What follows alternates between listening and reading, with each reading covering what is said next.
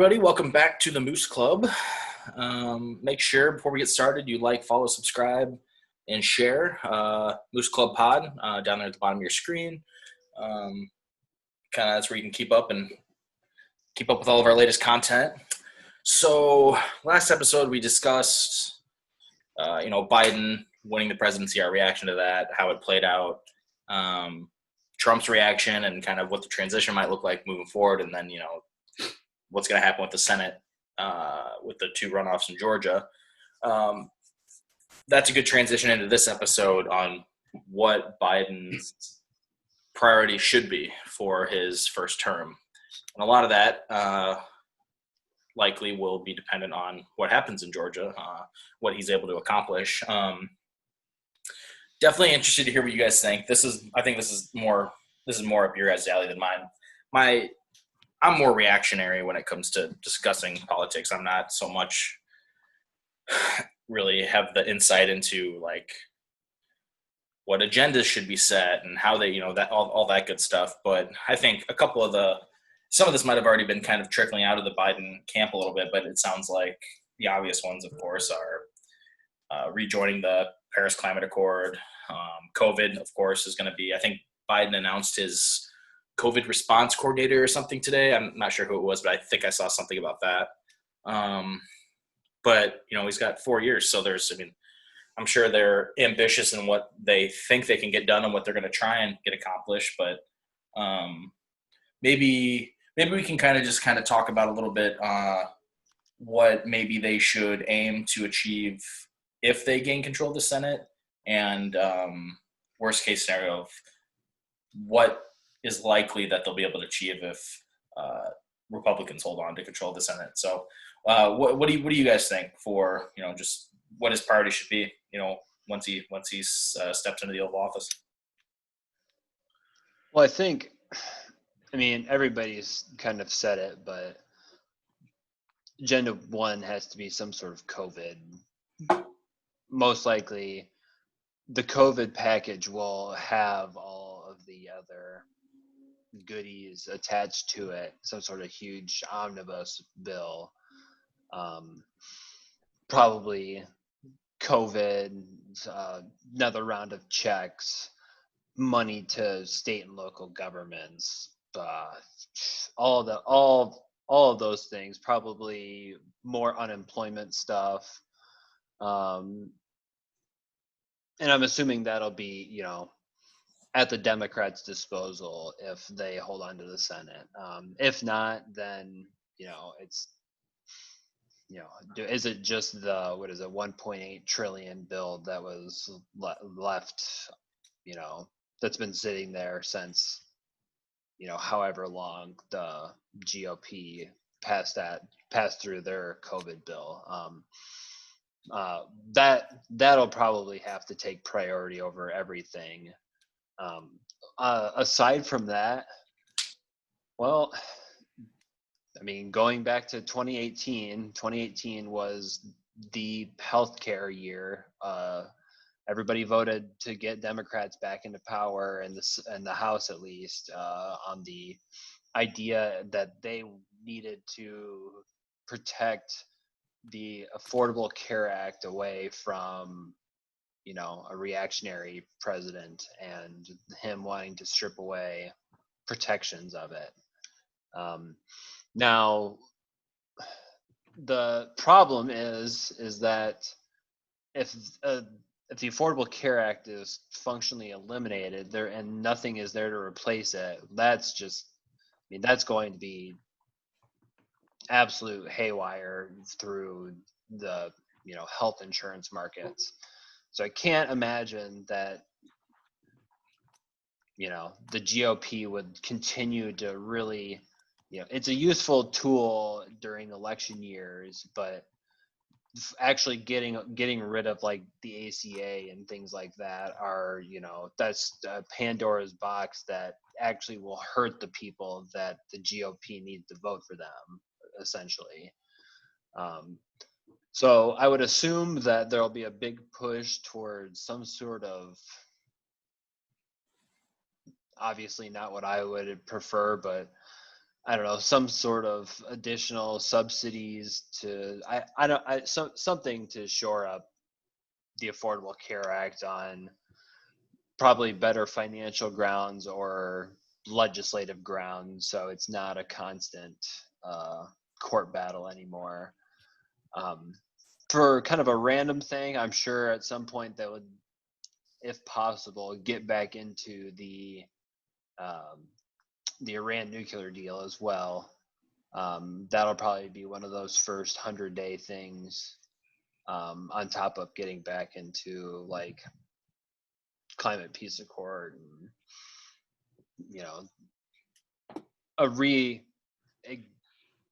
the United States filling in the international vacancies that were left during Right. the Trump administration, for better or for worse. Sure. I think.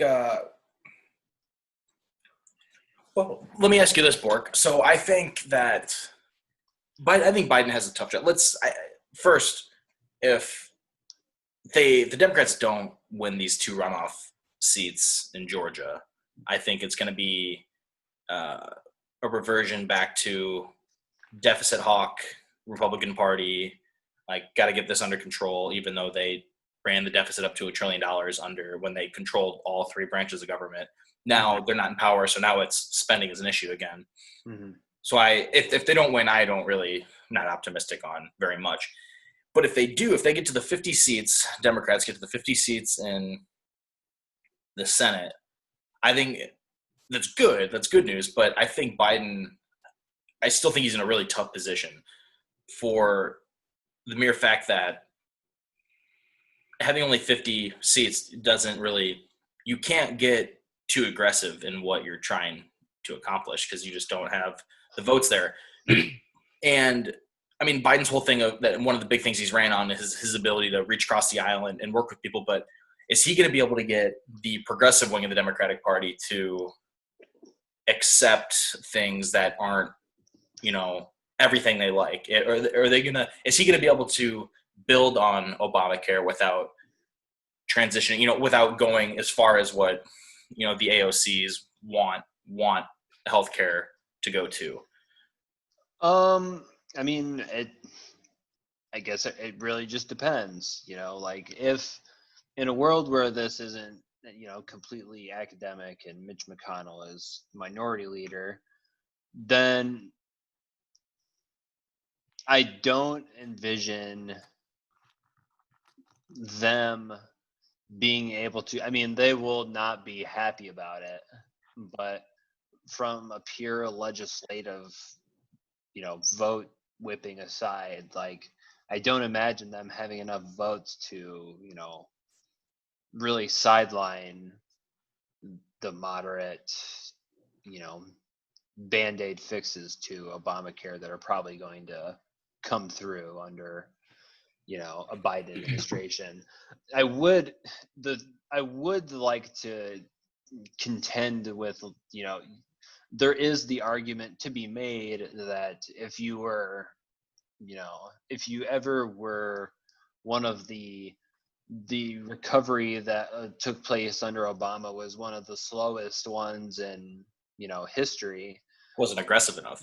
Yeah, that's fine. But yeah, it's because the check that we wrote wasn't big enough and it didn't go the right places.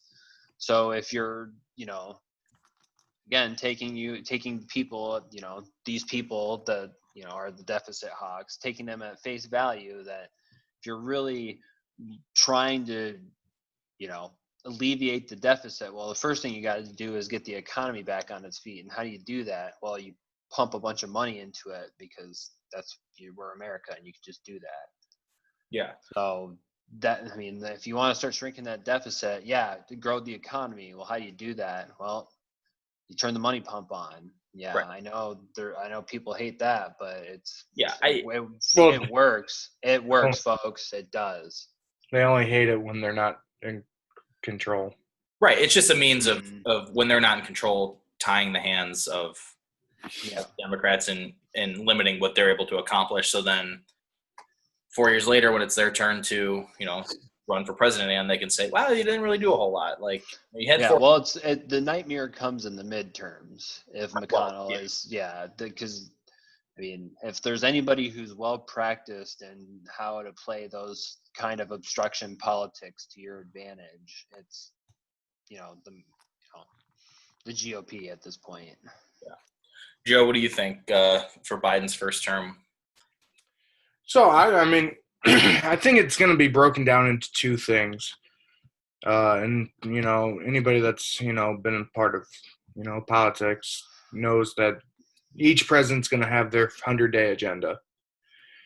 I think even without a Senate, Biden has a pretty good setup of stuff that he can claim. His first 100 days. First would be COVID. I think he's gonna be able to argue pretty favorably that he was elected on a election that was mostly about COVID. So they're gonna have a little more push and with how they're going to fund. It might not be fully funded like it should be, but it's going to be something that obviously is going to be the first thing that they're going to be able to get through. GOP is going to have a hard time fighting against that.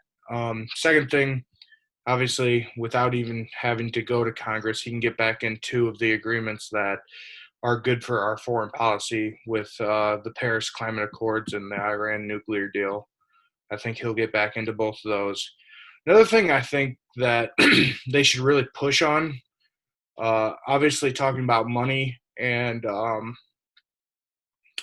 deficits and finding new ways of revenue and stuff that I don't think a lot of people are talking about. I think that there will be a very strong push for legalization of cannabis in the first 100 days. Just a wild card. I think Republicans have been there's certain sects of the Democratic or Republican Party that are pretty open to the idea of legalization. Yeah. And I think pretty much the whole Democratic Party is okay with it. It will be a very good new stream of revenue. Just a wild card that I'm putting out there, but I think they can find a lot of bipartisan support. Other than that, I think one thing that they should do once they get the economy kind of springing back and, they work down their deficit again, I think that there's going to be a lot of opportunity for infrastructure bills, which are very beneficial.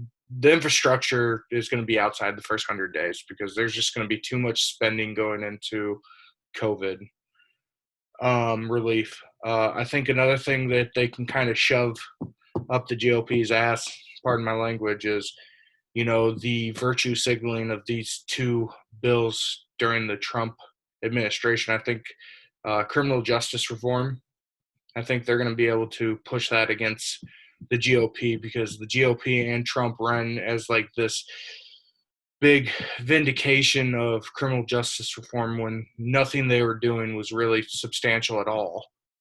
And I think you can really come at them pretty aggressively on that. And then another thing is paid family leave. There was a lot of talk through the Trump presidency that was going to get done, and it never did. So I think Biden, even if he doesn't win the Senate his first 2 years, has a lot of things he can do that even with obstructionist GOP Senate, like they're going to have a bunch of things that they can stake their claim to. Yeah, I think on one hand, I'm optimistic because Biden isn't there's just not as much dislike for Biden from the right as there was for Obama. Like, it's just why that is. I have my ideas, but I do think he is probably better positioned to find common ground and get stuff pushed through. With that said, seeing how the Senate operated when the Republicans had control under the Obama administration, I wouldn't be surprised if it's just straight obstruction at every turn. And now I know you said that there are other things that they can do that outside of that they don't necessarily need to get passed. But I think the GOP has a lot more tight hand than they did in 2010 and after. The first 2 years of Obama, sadly, they could set up a narrative that the Obama administration did not work with Republicans with a health care bill that made it mandatory, or you would pay a levy or a tax if you didn't buy it. That kind of fed into a lot of narratives that they could perpetuate for 6 more years. I think that really started. That really started the derailment of the Senate throughout the Obama presidency, which, right or wrong, I think we all think it's wrong. Like I said in an earlier episode, I think Biden coming out and saying, hey, we're going to work with you if you work with us, and you don't shove a bill, which rightfully they should have with healthcare, but you don't shove a bill, through the Senate. They're not going to have as easy of time being obstructionist. Now, whether I'm right or wrong about that, I'm not saying 100% either way. Speaking of healthcare, just this is completely unrelated, but so does this mean we're not gonna ever get to see the Trump healthcare proposal? It's coming, man. It's on the back of the freaking Burger King's menu. Yeah, I don't know. I think it's gonna be interesting. I'm cautiously optimistic on what they will be able to. What I worry about, my biggest worry, because I think this is kind of what sets everything up for the midterms and heading into 2024, is that if they can't pass a big enough COVID stimulus, similar to not passing a big enough stimulus following the Great Recession, like if they can't pass something big enough that is actually going to jumpstart the economy, I'm just worried we're going to get stuck in another just a recycled situation of super slow recovery. Like, we can do it better, and I don't know. That's my biggest worry, and Yeah, I think you would have to go back and look at like the setups of what happened in 2010, of why that happened so terribly. I don't think we're going to be playing the same map as that. Yeah, 2010 just sucked for sure. I mean, yeah, not the same map, but it'll be the same factors. There's going to be a economic slowdown. There's going to be a party in power. Who's going to get blamed for it? Party in power, probably. Yeah. That'll happen to be the Democrats. I do think I agree. I do think what Biden has on his side this time that Obama didn't have is the economic slowdown didn't happen very, it was the tail end of Bush's administration, whereas everybody's aware of it right now. Like people know when this started and who was in charge when it started, and it's I think a lot of people, this is just my belief, I think there's a lot of people that still think that the economic crash happened when Obama was in office and not prior to him taking off. But this, everybody knows, this predates Biden taking office. And the fact that they haven't, the Republican Senate hasn't been willing to pass anything, I think puts Biden in a position to be able to get something through. Whether he has to compromise so much to get something through is the big question mark that will have to be answered. But I do think a lot of things change when I think it's in the next couple days that the Supreme Court rules on the legality of the ACA. Yeah, I think Biden's I think Biden's first 100 days greatly change on if they strike down the ACA and we have to go back to high risk pools, and that's gonna That would honestly, I think that would help Biden. I think GOP might be Yeah. just being like, don't do this right now. Please don't do this right now. Yeah. So, Yeah, I mean, that's you're right. That's coming up here very, very soon. of course, I could see the GOP going back and calling everybody into session and saying, hey, we're going to do a skinny bill on this. Isn't there like something that judges try not to like upend things, but like there's once things are certain like in place for a certain amount of time, it becomes like de facto law or something like that. Like how does that not apply to like the ACA? Like, oh, you're going to repeal this and then what? Oh, you're going to throw the entire health insurance market into flux. It's like, well, like, yeah, we can't exactly do that. So I think that was in Robert's decision, wasn't it? so yeah, something like that. He's like, yeah, like you guys just can't come here with your foot in your ass saying, hey, we're going to strike down a healthcare bill, and you guys don't even have a plan. Yeah. Well, that's what happened with DACA. Essentially, is exactly. That's what it was. It was with DACA. Oh, sorry. Yeah, you're right. So, like, we're not saying that you can't get rid of the DACA program, but you have to have a plan of what you're going to do with all these people. And, like, you can't just, like, there has to be a solution to this. And we'll see what, Yeah, it seems like that logic would follow. It's like, okay, so if this is repealed, then, okay, so then do all the states, like, that expanded Medicaid, is that no longer – are they just left on the hook for all those Medicaid patients that they've now – are providing healthcare services to? Right. What do we do for those people? And but I believe that DACA judgment was 5-4, which they now don't have that fourth vote, and they've replaced it with somebody that's very, very right of just about everybody on the court. So I mean, when Alito is being tabbed as a moderate, right, that's not good news. So correct me if I'm wrong, but the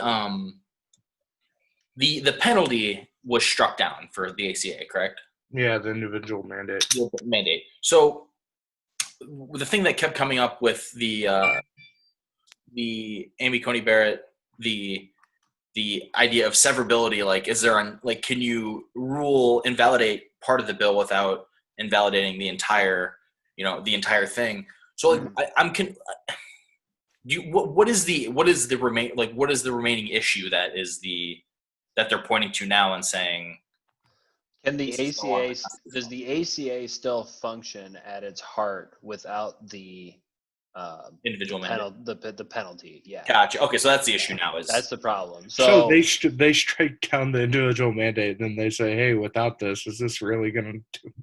Yeah, is this incredible? So interestingly enough, when the House was in session, the Democrats could have passed in their, hey, we're getting rid of the individual mandate. They could have done that. Then, if that is in the Congress being worked on, and they can't rule on it. Well, it's not that they can't rule on it. It's like, well, like, it's been passed that it's already been gotten rid of. So it's not an issue with the law anymore. So you can't even challenge it on the grounds of that being able to be, exactly. So kind of for whatever reason, that didn't, okay, the Republicans, you have a problem with the individual mandate, let's repeal it right here. Right. And right now. Okay, so with all that in mind, kind of tying this back to Biden in his first term, like, if this gets struck down, if the ACA gets repealed by the Supreme Court, I mean, does that become the number one issue for the Biden? I mean, outside of, obviously, you're actively having to deal with COVID, but I'm talking like the top legislative priority. Of course, they're going to climate Paris Accord. They're going to get back into Iran deal potentially, but legislatively, is that going to be the rallying cry? I mean, it could be very helpful in the midterms too. If they don't get control of the Senate, could be helpful in getting the Senate. I think it all gets tied into one with COVID and healthcare. That's interesting. Okay. What do you think, Borg? Yeah, I think that's probably the safest route to go right now. assuming that there is no major upheaval of the ACA, then, big omnibus bill, economic package. And if the ACA goes to the wayside, then everything that can be done in the next 2 years is going to be ramped up to vote everybody out, to get a healthcare bill back in there, get all the GOP out. Makes sense. Okay. Interesting. Well, we will see. I know Biden's talked about day one, a slew of executive orders. Paris Climate Accord, I think, is one of them. So we'll see. It'll be, regardless, the midterms, are going to be super important. They always are, but the Senate's going to be really, really close still. And the Senate map for 2022 is looking favorable, I think, for Democrats. Potentially very unfavorable Supreme Court to be having to try and govern by executive order too. Very true. Yeah. Meanwhile, which is something we could always fall back on with Obama. At least he could, Supreme Court wasn't going to mess around with the legislative branch essentially not functioning. But right. Okay. Maybe that's what they need. Okay. Well, make sure everybody likes, follows, subscribes, shares Moose Club Pod, bottom of the screen.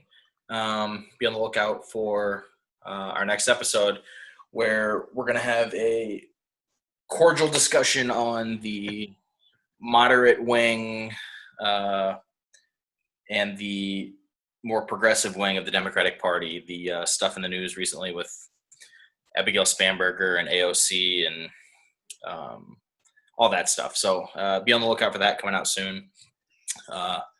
Thanks for watching.